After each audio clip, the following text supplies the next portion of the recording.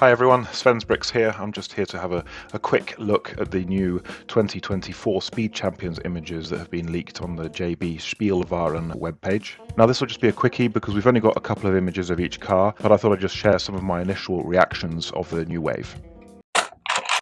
So we have three sets in total, starting with this, which is the Ford Mustang Dark Horse. Initial impressions of this straight off the bat are that it looks pretty accurate and nice, but it's not a very exciting design or exciting car.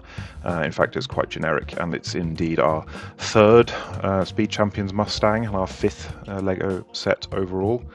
But this is the latest V8 manual for 2024 Mustang, so I can kind of see why they've chosen this set, or rather Ford has chosen this set. This is a huge selling car in the US, so it's understandable.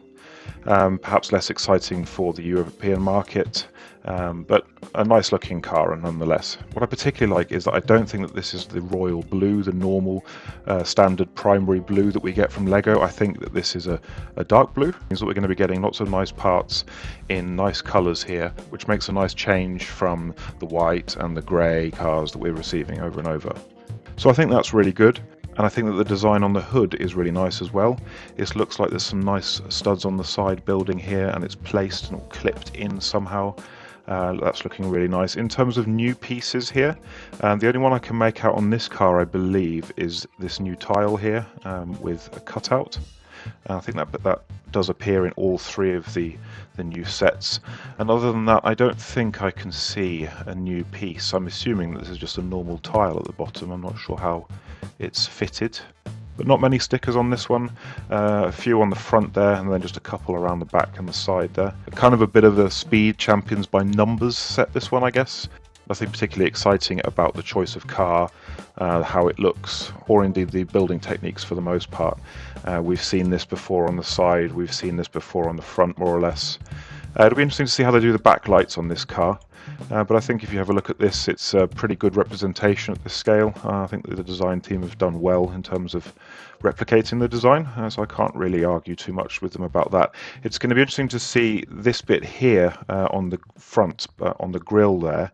I can't make out how they've done that, but they have achieved it somehow, which is going to be interesting to find out how they've done that. I can't quite make out what that part is. It looks like maybe a hinge piece.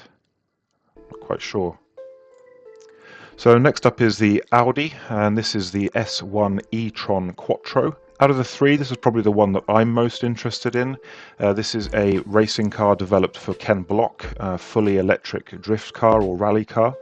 And it's actually taken a lot of inspiration, I believe, from the legendary Audi Quattro S1, the yellow one that came in the Speed Champions a few years back. So I think it'll look quite nice side by side with that car. I think the box art looks great with the snow on it as well. I think overall it has quite an exciting look to it. It's definitely a bit more of an interesting build as well. I notice an upside down snowboard on the back, some of the new wedge pieces from the 2023 line, and then at the front here we have these new wedge pieces, which I think are smaller than the ones we've seen on, for example, the Pagani. But correct me if I'm wrong, there's also one at the back there on the spoiler. And then we've also got these tiles again, and these are the new wheel arches from the 2023 line as well, so it's nice to get a few more of those. And overall, I got to say, the design team did really well. This is a complicated looking design, but I think it carries over well to Lego, surprisingly. Yeah, this is definitely the set that I'm most looking forward to out of the three. There is one thing though, the minifigure doesn't look much like Ken Block. Finally, we move on to the most underwhelming set for me, partly because I'm not really a BMW fan, but also because I think that the cars and the designs are not that great, particularly the M4. But anyhow, this is the M4 GT3 and the BMW M Hybrid V8. So the M4 is the new, or newish, top of the range model from BMW. It's a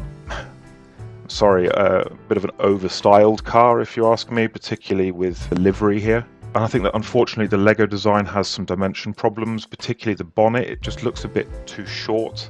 And then at the back here, it feels like it's too high off the ground. This is a very low slung car. And I think that if you look at other pictures, there's not that big a gap between the floor there. plus the canopy or the cockpit area here is too big. I'm not sure why they didn't go for one of the standard Speed Champion windscreens. I mean, this one I think probably would have worked better. It tapers in more on the sides, and the Lego model is just very squared off. I think that's also partly where the looks suffer a bit here. But I think we've got just about all of the new pieces in this. So we've got those new wedge pieces, we've got new wheels, it looks like. I'm pretty sure that those are new, I don't recognize them. And we've got at the back here, we've got those tiles. And I've got to say they've done the front quite well. It looks like they've used one of those little pistol pieces inside the grille there, which is cool. And then moving on to the M Hybrid V8. This is another Le Mans hybrid, like this year's Porsche 919 hybrid. And we can see a lot of similarities in the design here. The canopy is the same piece here. And they've also used that large flag or banner piece. The front is probably the most different area, and I think looks pretty good. I think it's definitely a better looking Lego build than the M4. The design isn't perfect, of course. Particularly think that this area here and the front should be a bit lower, but I assume they must have had trouble replicating that. This one also has those new wheels, and it looks like it's going to be very reliant on those stickers, just like the Porsche. So yeah, I can't wait to see more images of these cars. I particularly want to see the building techniques around the back. There's also a fourth set coming out, I believe, and considering that the last couple of years we've received a really classic sports car, we got the Countach first, and then we got the F1. I'm really keeping my fingers crossed that the fourth set's going to be a classic car. I understand that the car manufacturers want to push their latest cars, but I think I speak for a large part of the Speed Champions fan community when I say that the classic cars are the ones that we really want. So yeah, fingers crossed for that one. Remember that these are just my opinions. I'd love to hear yours below, so drop me a comment there. Let me know which of any of the three sets you'll be picking up. I think for me it'll definitely be the Audi and probably the Mustang as well, just for the parts, to be honest with you. Drop a like if you've enjoyed the video. Check out my other Speed Champions content if you have time, and I hope to see you again.